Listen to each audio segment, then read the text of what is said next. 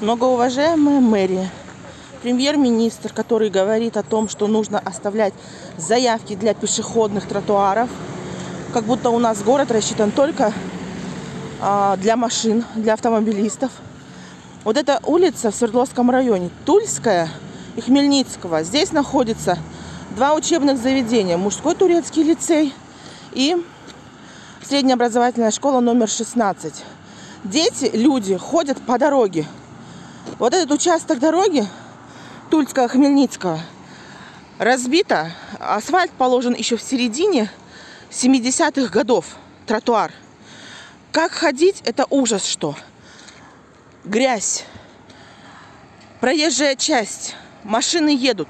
Здесь же мусорка находится. Тут же этот бордюр. Это невыносимо. Тут же поворот идет с Дордоя, который в объезд едут улицы Елебесова. Обратите на это внимание. Вы ждете, пока произойдет какая-то смерть? Вот как детям здесь ходить? Люди обходят по берегу реки. И, пожалуйста, мэрия, Тазалык, экологи. Кто дал разрешение на засыпку берега канала, дренажного канала?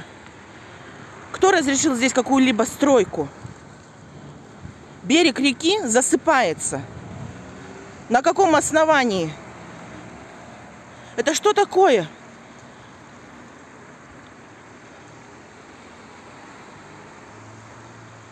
Это дренажный канал, который идет с БЧК. Кто дал разрешение на застройку вот этого участка?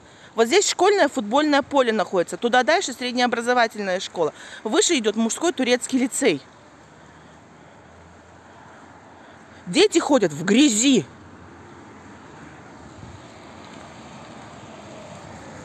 Пожалуйста, обратите внимание, мэр, премьер-министр, который говорите, что заявки нужно оставлять для тротуаров.